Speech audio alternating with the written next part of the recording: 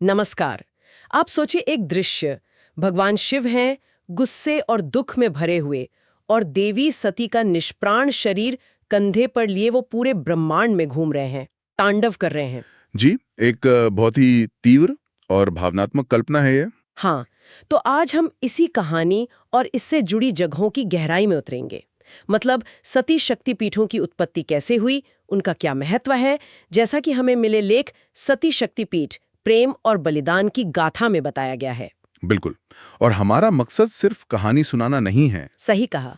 हमें समझना है कि इन पवित्र जगहों के बनने के पीछे का जो प्रेम है, जो बलिदान है और जो दिव्य शक्ति की बात है, उसका असली मतलब क्या है, जैसा स्रोत हमें बताता है। तो कहानी शुरू होती है देवी सती के आत्मदाह से। उनके पिता थे राजा दक्ष। उन्होंने एक यज्ञ किया। हाँ, और उसमें उन्होंने शिवजी को नहीं बुलाया, उनका अपमान किया एक तरह से। बिल्कुल।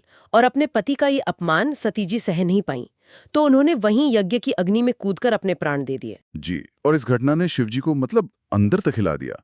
असहनीय दुख और भयानक गुस्सा। हाँ, उस क्रोध की तो कल्पना करना भी मुश्किल है। जी, और उनका वो दुख और क्रोध मिला हुआ तांडव इतना जबरदस्त था कि पूरी सृष्टि पर ही खतरा मंडाने लगा। देवता तक डर गए। अच्छा। हाँ, सब कांप रहे थे कि अब क्या होगा। तो सृष्टि को बचाने के लिए सारे देवताओं ने मिलकर भगवान विष्णु से प्रार्थना की कि आप ही कुछ कीजिए। तो विष्णु जी ने क्या किया फिर? तब विष्णु जी ने सृष्टि के कल्याण के लिए और शिवजी को उस भयंकर दुख और मोह से बाहर निकालने के लिए अपने सुदर्शन चक्र का इस्तेमाल किया। सुदर्शन चक्र का क्यों? हाँ, उन्होंने देवी सती के पार्थिव शरीर के अंग अलग अलग कर दिए ताकि शिवजी का ध्यान उस शरीर से हटे और वो शांत हों। ओहो, तो मतलब जहां जहां देवी सती के शरीर के अंग या फिर उनके गहने गिरे, जी हाँ, वहीं वो जगह पवित्र हो गई और शक्तिपीठ बन गई। बिल्कुल सही। वो स्थान ऊर्जा से भर गए और पवित्र माने जाने लगे। उन्हीं को शक्तिपीठ कहा जाता है। और हाँ, मान्यताओं के हिसाब से ऐसे कुल 51 51 शक्तिपीठ हैं। 51 शक्तिपीठ। ये तो पूरे भारतीय उपमहाद्वीप और शायद आसपास के देशों में भी फैले होंगे, है ना? हाँ हाँ, बिल्कुल। ये भारत, नेपाल, पाकिस्तान, बांग्लादेश, श्रीलंका तक फैले हुए हैं। लेख में भी कुछ खास जगहों का जिक्र है, जैसे असम में कामाख्या मंदिर। कामाख्या, हाँ सुना है, बहुत प्रसिद्ध है। जी, माना जाता है कि वहां देवी का योनि भाग गिरा था और वो तांत्रिक साधना के लिए बहुत महत्वपूर्ण जगह है। फिर जम्मू में वैष्णो देवी। वैष्णो देवी तो खैर लाखों लोग जाते हैं। हाँ, वहां के लिए मान्यता है कि शायद उनका दाहिना हाथ गिरा था। हालांकि इसमें अलग अलग मत भी हैं।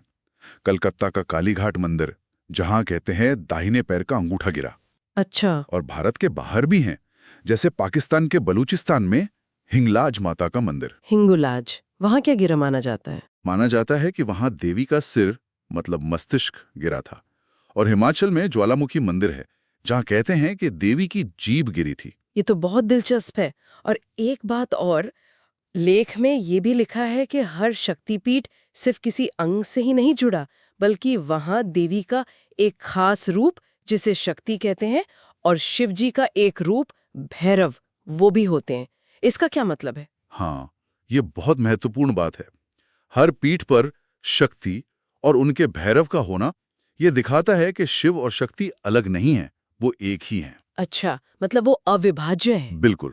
और हर जगह देवी की ऊर्जा एक खास तरीके से प्रकट होती है और भैरव के रूप में शिव स्वयं उसकी रक्षा करते हैं। तो ये जगह सिर्फ पूजा करने की जगह नहीं है। हाँ, मतलब सिर्फ मंदिर नहीं है। सही कहा।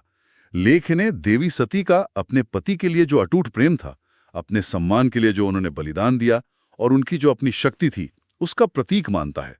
ये उस दिव्य स्त्री शक्ति का उत्सव है जो कोमल भी है और मजबूत भी। और ये बात आज भी उतनी ही सच लगती है। आज भी लाखों करोड़ों लोग हर साल इतनी मुश्किल यात्राएं करके इन शक्तिपीठों के दर्शन करने जाते हैं। जाते हैं, बिल्कुल जाते हैं। ये दिखाता है कि हजारों साल पुरानी ये कहानी और ये विश्वास आज भी कितना जिंदा है लोगों के मन में। निश्चित रूप से। तो इस पूरी कहानी और लेख को देखें तो यही बात सामने आती है कि सती शक्तिपीठों की कथा सिर्फ एक पौराणिक कहानी भर नहीं है। ये ईश्वर का अपार प्रेम, एक स्त्री का आत्मबल, अपने सम्मान की रक्षा और सबसे बड़े बलिदान की एक अमर कहानी है। लेख के अनुसार ये पवित्र स्थल उसी दिव्य प्रेम और त्याग के जीते जागते सबूत हैं। हाँ, और वो आज भी भक्तों को एक तरह की प्रेरणा और खास आध्यात्मिक ऊर्जा देते हैं। बिल्कुल। तो ये सब सुनकर एक सवाल मन में आता है, कि इन शक्तिपीठों की इतनी लोकप्रियता और लोग जो वहाँ एक गहरी आस्था महसूस करते हैं, क्या वो सिर्फ सदियों पुराने विश्वास और इन कहानियों की वजह से है, या फिर जैसा बहुत से लोग अनुभव करते हैं, क्या उन जगहों की ऊर्जा में, उनकी भौगोलिक स्थिति में ही वाकई कोई खास बात है, कोई दिव्यता है? ये गहरा सवाल है। हाँ, शायद इसका जवाब हर किसी को अपने अनुभव से ही मिलता होगा।